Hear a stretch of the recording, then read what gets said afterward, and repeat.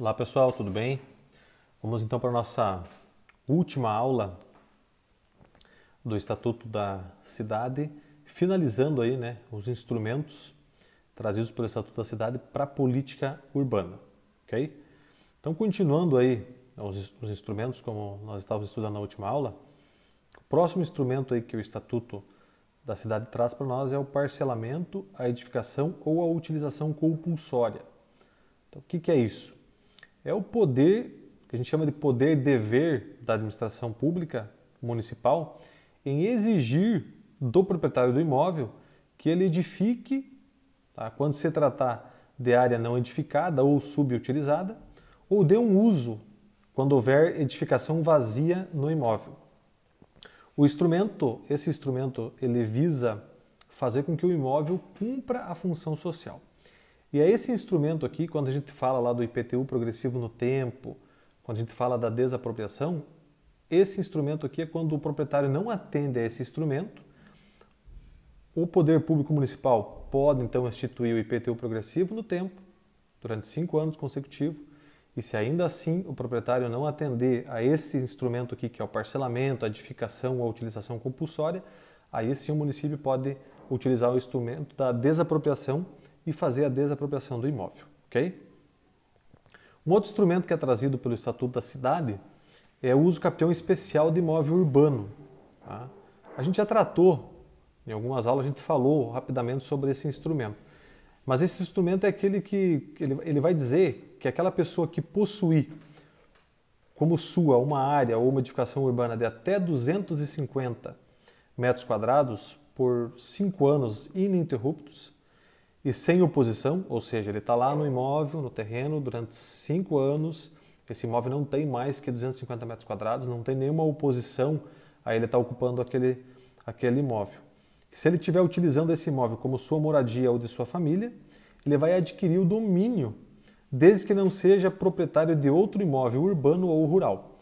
Então a gente chama esse instrumento do uso capião especial, ok?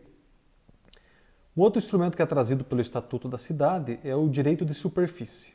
O que é esse direito de superfície? O proprietário urbano, tá, ele poderá conceder a outra pessoa, tá, o direito da superfície do seu terreno, tá, por tempo determinado ou indeterminado, mediante a escritura pública, registrada no cartório de registro de imóveis, e o direito de superfície abrange o direito de utilizar o solo, o subsolo ou o espaço aéreo relativo ao terreno, na forma estabelecida no contrato e atendida à legislação urbanística. Muitos confundem aí, é importante destacar, a questão do direito de superfície com até o aluguel. Eu posso alugar um imóvel ou eu posso fazer o direito de superfície. Vou citar, por exemplo, uma diferença entre os dois. Quando eu alugo um imóvel, para que a pessoa que alugou o imóvel possa sublocar para alguém, precisa da autorização do proprietário. Na questão do direito de superfície, não. Ele faz um contrato, é como se ele estivesse vendendo aquele direito de superfície para ela utilizar. Então, ele não precisa pedir autorização para o atual proprietário para utilizar. Uma outra informação importante no direito de superfície, que quando feito, com exceção se for feito ao contrário no contrato, se houver uma construção, por exemplo, no final desse contrato de direito de superfície, essa construção fica para o proprietário. Okay? Então tem esse instrumento que a gente chama de direito de superfície. Um outro instrumento que o Estatuto traz é o direito de preempção. O que é o direito de preempção? Ele confere ao poder público municipal a preferência na aquisição do imóvel urbano objeto de alienação onerosa entre particulares. Tá? Então, uma lei municipal baseada no plano diretor, vai delimitar as áreas em que incidirá o direito de preempção. Ou seja, vai delimitar as áreas que o município tem interesse em ter esse instrumento, tá? em comprar essas áreas.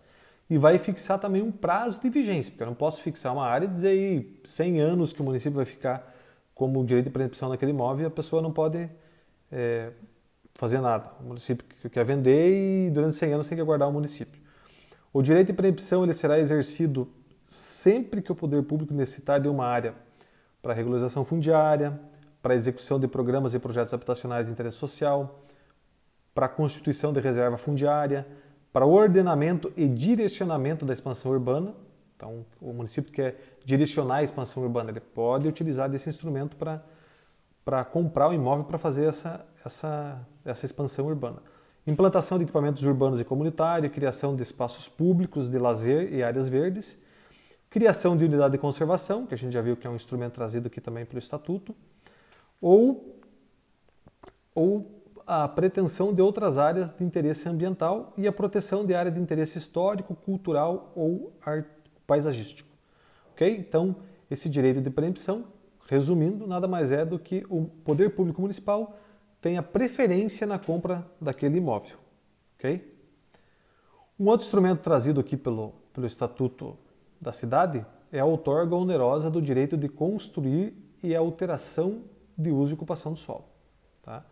O plano diretor do município ele pode fixar áreas nas quais o direito de construir pode ser exercido acima do coeficiente de aproveitamento básico adotado. Ou seja, o plano diretor ele vai trazer qual é o coeficiente para cada zoneamento. Ele pode ainda trazer alguns lugares que tem essa exceção que pode ser exercido esse direito de construir acima desse coeficiente, tá? Mediante a contrapartida a ser prestada pelo beneficiário. Ou seja, aquela pessoa que vai ser beneficiada, ela vai pagar, tá, um valor por esse benefício. E esses recursos aí que vão ser oferidos pela adoção da outorga onerosa, do direito de construir e de alteração do uso, serão aplicados naqueles mesmos itens que eu falei no instrumento anterior, que é a regularização fundiária, a execução de programas e projetos habitacionais de interesse social, constituição de reserva fundiária, ordenamento e direcionamento da expansão urbana, implantação de equipamentos urbanos e comunitários, criação de espaços públicos de lazer e área verde, criação de unidade de conservação, a proteção de áreas de interesse histórico, cultural e paisagístico. Okay? Então esse recurso vai ser aplicado para essa finalidade. Ainda um outro instrumento trazido aí pelo Estatuto da Cidade é a transferência do direito de construir.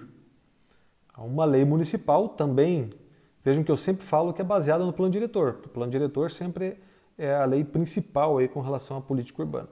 Então, uma lei municipal baseada no plano diretor poderá autorizar, por exemplo, o proprietário do imóvel urbano, privado ou público, a exercer em outro local ou alienar, mediante escritura pública, o direito de construir previsto no plano diretor ou em legislação urbanística dele decorrente, tá? Quando o referido imóvel for considerado necessário para fins de implantação de equipamento urbano ou comunitário, preservação, quando o imóvel for considerado de interesse histórico, ambiental, paisagístico, social e cultural, e servir de programa para regularização fundiária, urbanização de áreas ocupadas por população de baixa renda e habitação de interesse social.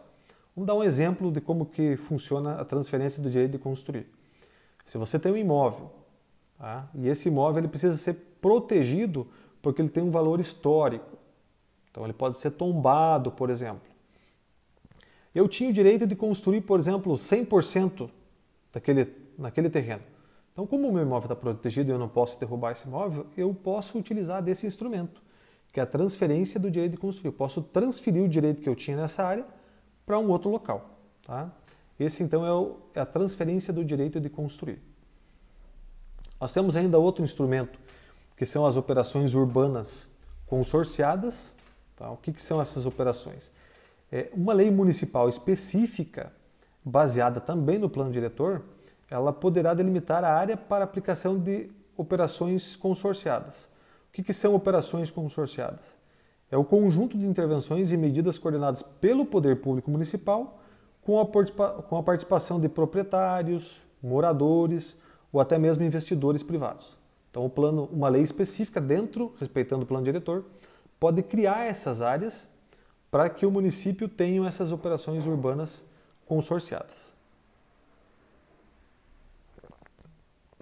Ainda temos trazido pelo Estatuto da Cidade o instrumento da regularização fundiária, tá?